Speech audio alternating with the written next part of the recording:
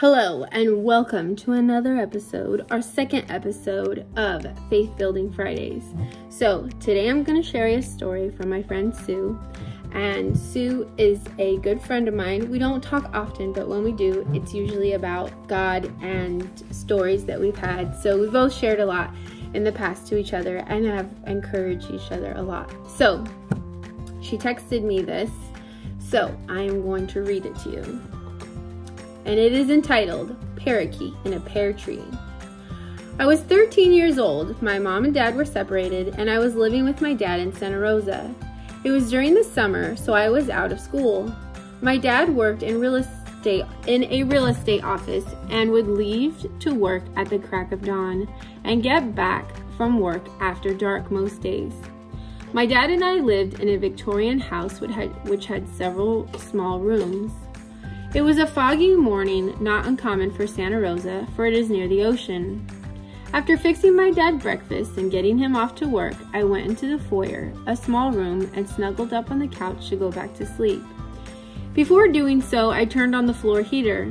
I was almost asleep when my dog, a white German Shepherd named Blanca, woke me up barking on the back porch.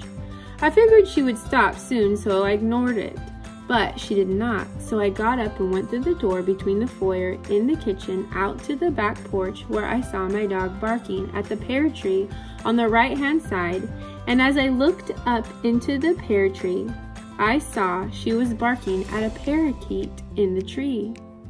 I thought to myself, it will not let me catch it, but of course I tried, and to my surprise, it did.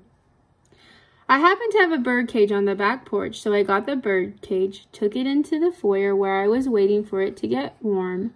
I put the bird in the cage, then went into the kitchen to get water for it. When I came back, the parakeet was nodding off to sleep. I thought to myself, this bird should not be going to sleep. It's in a new environment. It should be all excited and fluttering around. So I sat on the floor looking at the bird and wondered what was going on. Then I remembered a story I was told in kindergarten class at the Sabbath school. A story about how miners would take canaries down in the mines where they worked, and if the canary would start to go to sleep, they knew there was poisonous gases and would immediately leave the mine. I went over and checked the floor furnace. The pilot light was out and the gas was pouring into the room of which I was sleeping to go to sleep in earlier. Frantically, I opened the doors to the outside and all the doors and took the parakeet out to the back porch to get fresh air as I pondered the events that had just taken place. I realized the Lord had saved my life, for gas was pouring into that small room I was going to sleep in, and my dad would not have been back till evening. Most certainly, that would have ended my life.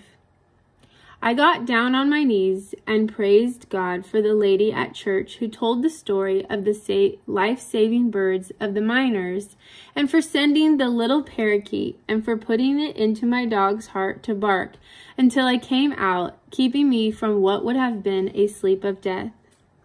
A day or two later, I was so thankful for the little bird, I went and bought a very nice big bird cage. But the bird was no longer peaceful and quiet. It chewed through the bars and was frantic to get out. Again, I sat looking at the little bird, wondering why it wasn't happy. Then I thought perhaps the little bird had finished his mission for God. So I took it outside and let it fly free, trusting the Lord to care for it and perhaps use it to help someone else.